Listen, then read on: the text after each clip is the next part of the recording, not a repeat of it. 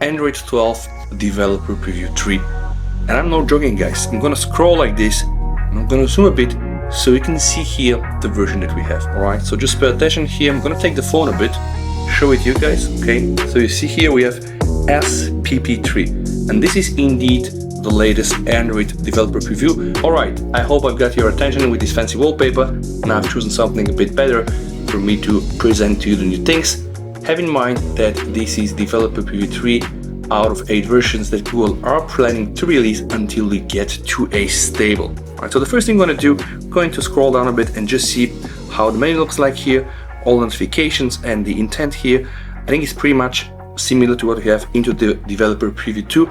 See one change already. If I hold my finger like this, guys, you see all these menus here are like rounded. One thing I can say straight ahead is really round. It's very round. So let me just show you guys what I mean. When I press the volume rocker, see everything round. When I click here, we get a menu, and the menu is also round. Okay. When I hold my finger like this, I'm gonna get again a menu, and this menu is also round. So let me just try to add, for example, Google News. Okay, so I'm gonna go scroll down, I'm gonna find Google News, I'm going to hold this widget to try to add it there. So you see, even the widgets that you are on your screen, they have rounded corners. Okay, and that's a new thing coming from this Developer Preview 3. Alright, let's take a look at the settings. We're gonna go and do like this, find the settings, go inside and see. Okay, and by the way, you see what happens?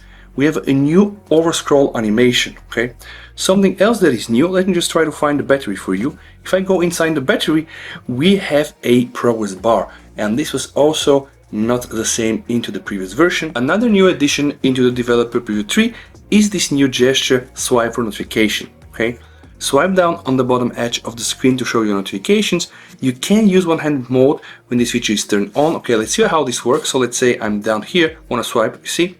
I'm able to get the one-handed mode right now, right? So this is why I'm not able to use this feature. Let's try to switch the one-handed mode. Okay, we're gonna go back to the home screen. See now? Okay, I'm able to get use of this new gesture, swipe down to get the notifications.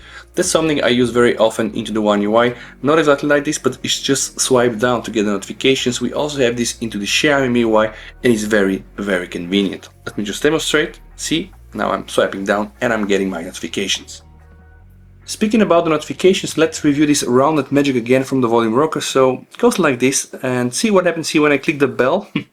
Alright, you can choose here the vibrate or the silent mode, and there are some fancy new animations. Let's see the animation when the volume rocker is fading away. Nice one. What I don't like is that when you press the 3 dots, instead of getting all the other sliders here, you just get this menu, and yeah, again, we have here the roundness magic. Another small improvement, though I think very convenient, when you do a screenshot, you can now swipe it on the right and dismiss it. And this was not possible on the previous version. And there is more to screenshots. Let me just show you, okay? Now I can press edit. They've improved the markup, so if you go to the fonts here, there are apparently some custom fonts that you can choose. Why not? All these things are really welcome. Stock functionality, the more the better.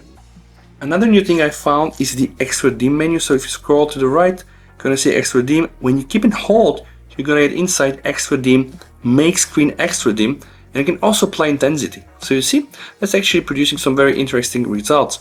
Make your screen dimmer so it's more comfortable to read.